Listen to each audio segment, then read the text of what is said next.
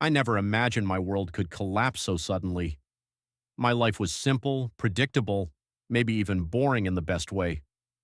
I had a job I didn't hate, a wife I loved, and a daughter who was the only thing in the world that truly mattered to me. My wife, Melissa, and I had been together for nearly 15 years. Sure, things hadn't been perfect, what marriage is, but I thought we were solid. I thought we were a team. That night I came home late, exhausted. It had been a long day at work, and all I wanted was to kick off my shoes, have dinner with my family, and maybe watch some TV with my daughter Emma before bedtime. But as soon as I stepped inside, I knew something was wrong. Emma was curled up on the couch, hugging a pillow, her small shoulders trembling as she tried and failed to hold back tears. "Sweetheart, what's wrong?" I asked, immediately kneeling beside her. She sniffled, clutching her phone in her hands. Her little fingers were white from how tightly she gripped it. She wouldn't look at me, and that made my stomach twist. "Emma," I said again, softer this time. She finally met my eyes, her face streaked with tears. "All my classmates are laughing at me," she said, her voice barely above a whisper. "What? Why?" My protective instincts kicked in immediately. "Did someone say something to you? Bully you?" She swallowed hard and shook her head. "They're sharing a video." A video? I felt the tension coil tighter inside me. "What video?" Emma hesitated, then with shaking hands unlocked her phone and pressed play. At first I didn't understand what I was looking at. The camera was shaky, the angle weird, but then I saw her, Melissa. But she wasn't alone. I watched, frozen, as the woman I had spent 15 years building a life with did things, intimate things, with a man who wasn't me. The sound of my own ragged breathing filled the room. My vision blurred. My hands went numb. The phone slipped from my fingers and landed with a soft thud on the carpet. I couldn't move. I couldn't think. Emma's voice pierced through the fog. "I don't want you to be my mom anymore," she sobbed. "I'm showing this to Dad and he'll throw you out." Dad.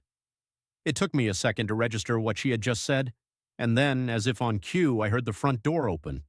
Footsteps, Melissa, and she had no idea what was about to happen next. The moment I heard the door open, my head snapped up. My pulse pounded in my ears, drowning out everything else. Melissa was home. For a second, I didn't know what to do. My body refused to move, my mind still struggling to process the absolute insanity of what I had just seen. But then Emma's words hit me again. "I'm showing this to Dad, and he'll throw you out." She thought I didn't know. She still thought I was the fool. Melissa walked in casually, dropping her purse onto the counter like she had done 1,000 times before. She stretched, rolled her shoulders, then turned to us with a tired smile. "Hey, guys, how was your—" She stopped when she saw Emma's tear-streaked face. Then her eyes flicked to me and her expression shifted. Confusion, concern, then something else. Panic. "What's going on?" she asked carefully. I didn't say a word. I just bent down, picked up Emma's phone, and pressed play again. I watched Melissa's face as she saw herself, half naked, moaning with him. She paled instantly, her eyes darting between me and Emma, her lips parting slightly as if struggling to find words. Emma didn't wait. She shot up from the couch and screamed, "You're disgusting! Everyone saw this! I hate you!" Then she turned and ran to her room, slamming the door so hard the walls shook. Melissa flinched. Her breathing grew rapid. She knew she was done. I took a step forward, my entire body trembling with rage. "Tell me this isn't real," I said, my voice low, dangerous. "Tell me that isn't you." Melissa opened her mouth, but I cut her off. "Wait, no, actually don't. Don't you dare fucking lie to me, Melissa." She recoiled like I'd slapped her. I can explain." "Explain?" I let out a bitter laugh. "Explain? You have any idea what I just went through, Melissa? You have any idea how I found out? Through our daughter. Because all her classmates have seen you acting like a goddamn porn star." Tears welled in her eyes. "Please, let's just—" I didn't let her finish.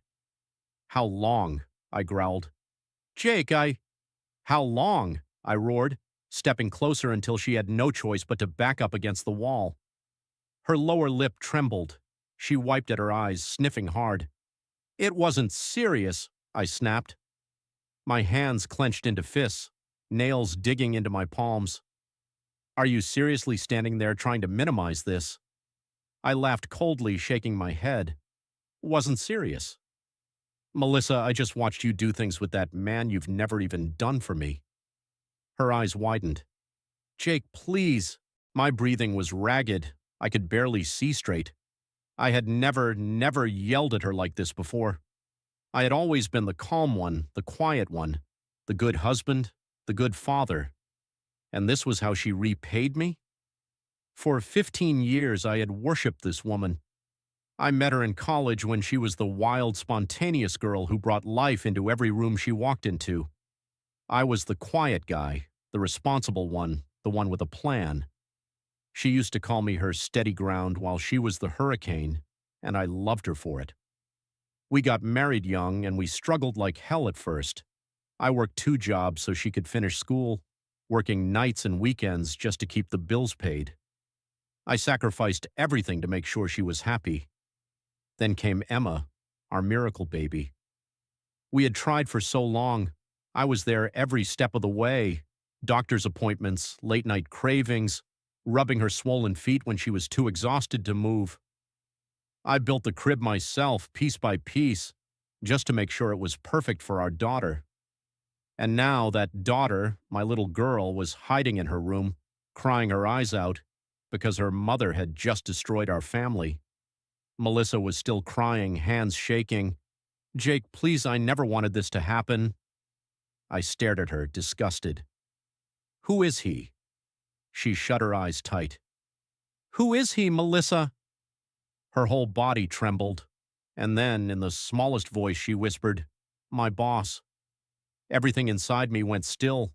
Her boss. Of course. The injustice of it all hit me like a freight train. For years, I had worked my ass off, taking every extra shift I could to provide for our family.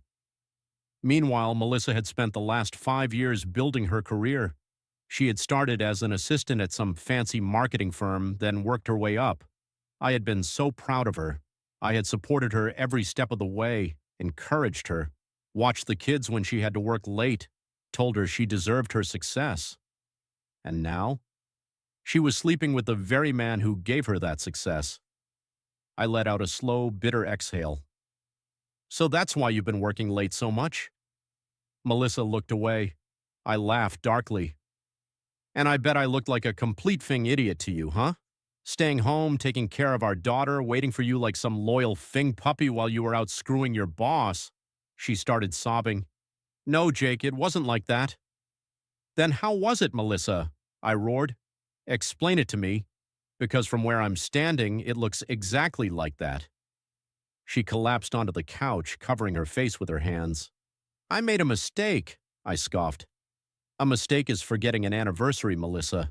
This question mark, this is fucking betrayal. I turned away, running my hands through my hair, trying, desperately, to keep myself from losing it completely. My heart was hammering so hard I thought it might explode. Melissa suddenly bolted up, grabbing my arm. Please, we can fix this. I yanked away from her so hard she stumbled back. Don't fucking touch me, she gasped, and then, before either of us could say another word, Emma's door creaked open. She stood there, her little face streaked with tears, and the look she gave her mother, pure raw hatred. Are you leaving yet? She asked. Her voice was flat, empty. Melissa's face crumpled. Emma, baby, please, don't call me that, Emma screamed. I don't want you here. I don't want you to be my mom anymore. And just like that, Melissa broke. She sank onto the couch, sobbing so hard her whole body shook. But I didn't care. I grabbed my keys, my mind already made up. I'm taking Emma to a hotel, I muttered. When we come back, I want you gone. Melissa's head snapped up, her face drenched in tears. Jake, please don't do this. But I was already walking away.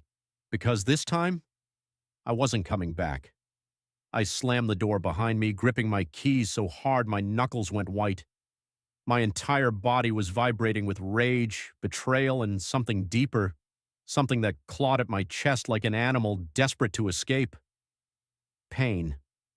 Emma was quiet beside me. She had grabbed her little backpack before we left, stuffing it with God knows what, but she didn't cry. She didn't whimper. She was done with her mother, just like I was. I threw our bags into the trunk and got into the driver's seat, staring blankly at the steering wheel, my breathing uneven. Emma sniffled. "Where are we going, Dad?"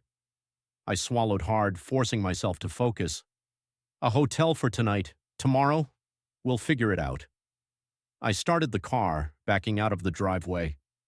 As I did, I caught a glimpse of the house in the rearview mirror, the same house I had worked my ass off to afford, the house I had built a family in, the house that now felt tainted. And inside it, Melissa, my wife, was probably sitting there, face in her hands, trying to come up with a way to salvage the mess she created. I knew her. She'd start with denial, then excuses, then crocodile tears. And finally, she'd tell me why she did it. Because that was the thing. I still didn't know. And for some reason, even as my entire world crumbled around me, I needed to. Melissa's side of the story. I didn't expect her to text me, but as soon as I checked into the hotel and got Emma settled in front of the TV, my phone buzzed. "Melissa, Jake, please, just talk to me." I glared at the screen. "Melissa, I know I fucked up. I just need to explain. Please, I owe you that much."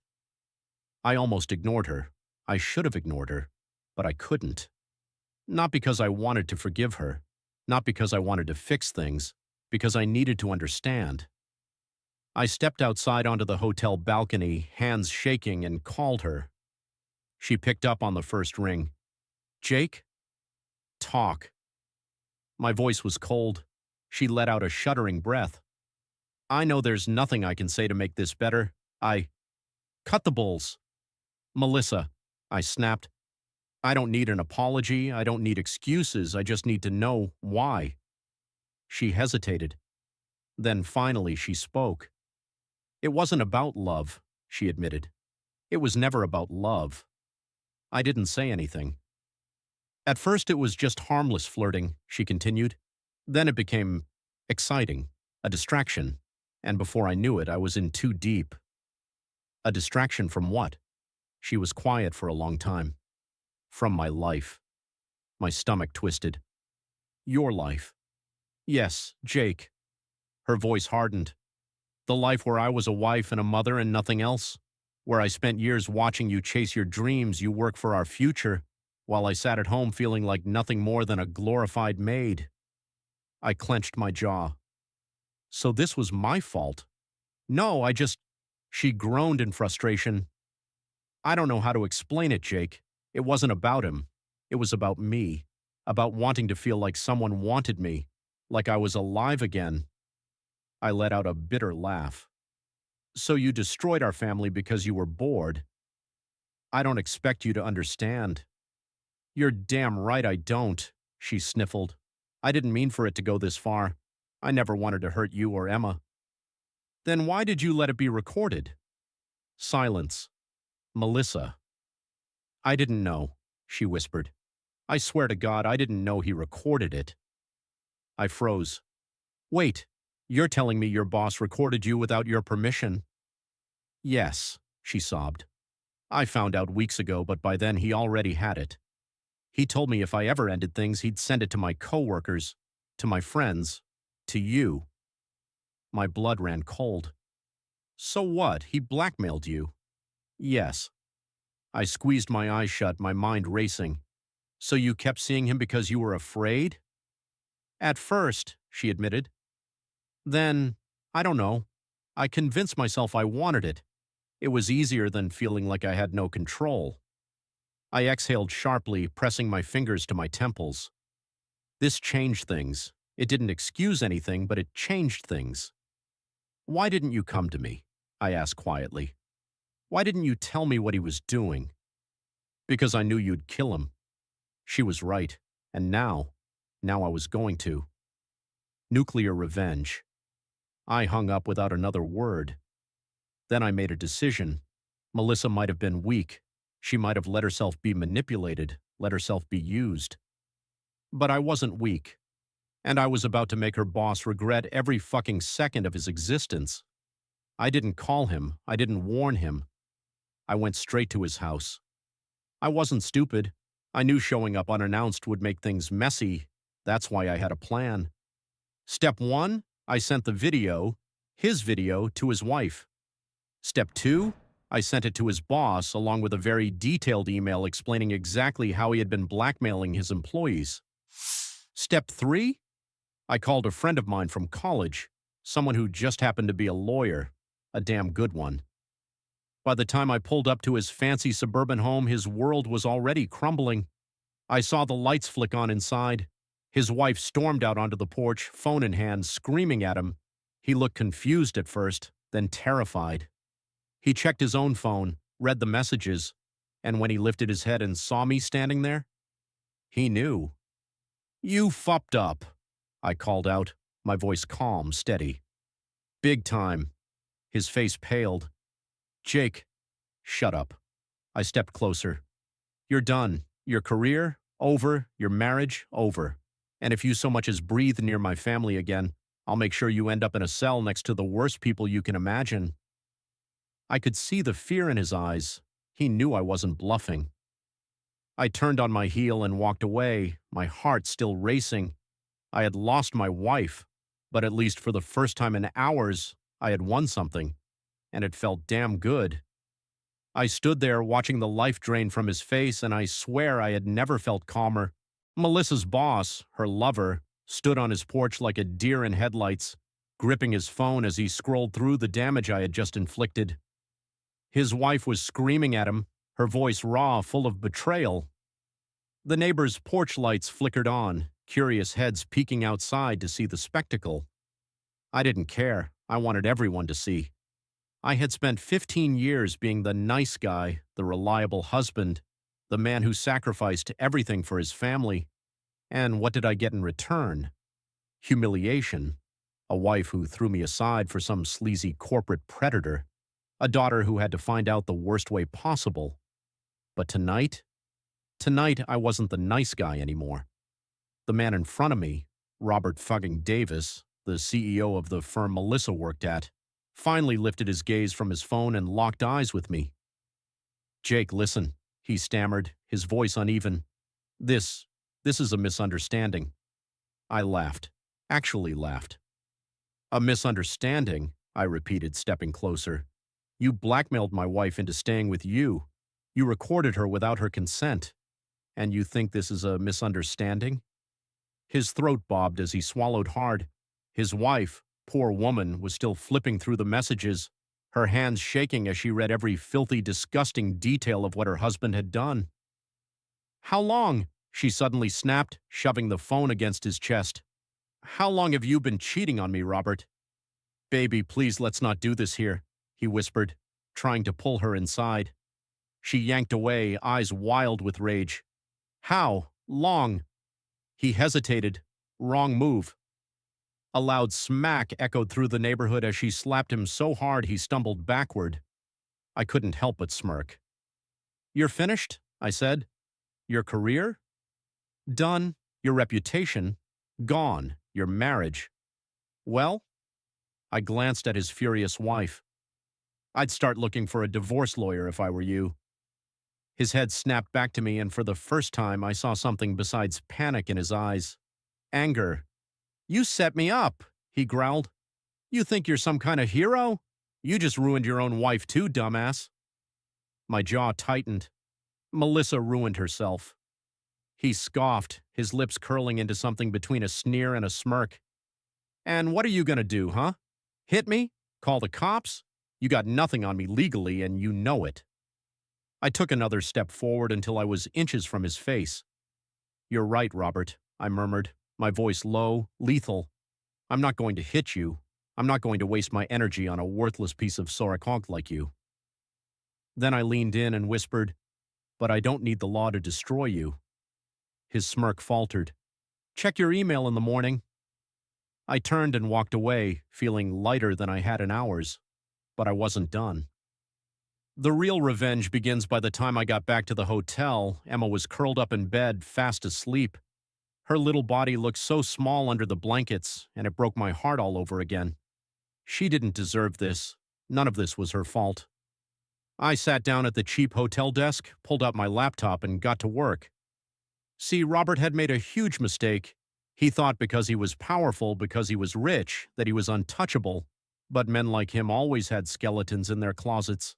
And thanks to a very well-placed IT guy in his company, someone I used to help with home repairs, I had access to everything: emails, bank transfers, expense reports. And within an hour, I found it, the offshore account. Buried deep in company records, hidden under fake invoices and falsified business expenses, was a slush fund worth over $3.2 million, money that wasn't supposed to exist, money that he had stolen. I smiled. The next morning, I sent an anonymous tip to the IRS, the SEC, and his company's board of directors. Then I sat back and waited. The fallout. It didn't take long. By noon, news broke that Robert Davis was under federal investigation for embezzlement. His company released a statement distancing themselves from him, and by 3 p.m. he had been fired. By 6 p.m. his wife had filed for divorce, and guess what? Thanks to the evidence I so kindly forwarded to her, she was going after everything.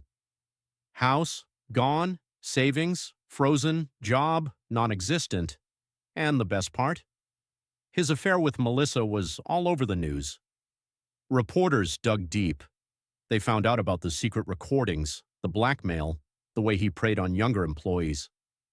By the end of the week, he was publicly disgraced, and me, I was free. Melissa's final betrayal. You'd think after all that I'd finally get some peace, but no. Melissa, ever the selfish, delusional idiot, had the nerve to show up at my hotel. I opened the door and there she was, puffy eyes, trembling lips, looking like she had been through hell. "Jake," she whispered. "Please." I crossed my arms. "Please what, Melissa?" "I lost everything," she sobbed. "I lost my job, my friends. Our house is being seized because Robert tied company funds to it." She started to shake her head, fresh tears falling. "Jake, please." I slammed the door in her face, and for the first time in weeks I smiled, because Melissa might have destroyed my life, but I had just destroyed hers. The door slammed shut.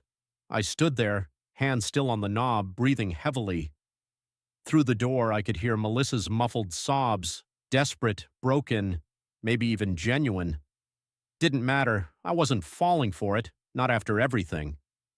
I stepped away, ran a hand through my hair, and let out a slow exhale. My heart wasn't pounding anymore. My vision wasn't red. For the first time since this nightmare started, I felt at peace. Melissa was gone, and she wasn't coming back. Moving on. The weeks that followed were a whirlwind. First, the divorce papers. I filed immediately, and thanks to my lawyer and the little detail of her widely publicized affair, Melissa didn't get a damn thing. No house, no spousal support, no claim to my retirement. She fought, of course, cried in court, told the judge she had nowhere to go. Not my problem. The judge saw right through her. The ruling was swift, clean, and final. I got everything, and most importantly, I got full custody of Emma. Melissa tried to argue for joint custody, but the judge wasn't having it. Not after that video. Not after what she put our daughter through. She was given visitation rights only, supervised. Emma didn't even want to see her, and honestly, I didn't blame her. Melissa's downfall. Melissa's life spiraled. With Robert gone, her job at the company was terminated. Blacklisted in the industry, she struggled to find work. She ended up working at a small retail store, barely scraping by. Her friends, gone. The same people she partied with, laughed with, cheated with. None of them wanted anything to do with her now that she wasn't the fun one. I heard through the grapevine that she was couch surfing for a while, bouncing between cheap motels and whatever friend still felt sorry enough to let her crash for a few nights. Then one day I got a message from a random number. Melissa. Jake, I'm sorry. Can we please talk? I stared at the screen for a long time. Then, I deleted the message. I blocked the number. I wasn't wasting another second of my life on that woman. New beginnings. It wasn't easy rebuilding. For weeks, Emma barely spoke. I did my best to comfort her, to make her feel safe again. But the damage Melissa caused, it ran deep. One night as I tucked her in, she finally whispered, Dad, do you think she ever really loved us? The question broke my heart. I sat down beside her, brushing a hand through her hair. I think she did, sweetheart, I said honestly. But love isn't just about words, it's about actions. And sometimes, people lose their way. Emma looked up at me with big, sad eyes. Do you hate her? I thought about it. The truth? I didn't hate Melissa. I just didn't care anymore. I kissed Emma's forehead. I don't think about her anymore, I told her. I just think about you. She smiled, small but real. I love you, Dad. I love you too, kiddo. And for the first time in a long time, I knew everything was going to be okay. The final twist months later, I was at a cafe, minding my own business, when I saw her, Melissa. She was sitting alone, staring blankly at her phone, a cold cup of coffee in front of her. She looked tired, worn out, nothing like the woman I had once loved. She hadn't seen me, and I realized in that moment that I felt nothing. No anger, no bitterness, just relief. She was a stranger to me now. I paid for my coffee and walked away without looking back. Melissa was nothing but a chapter in my past, and I was finally ready to close the book.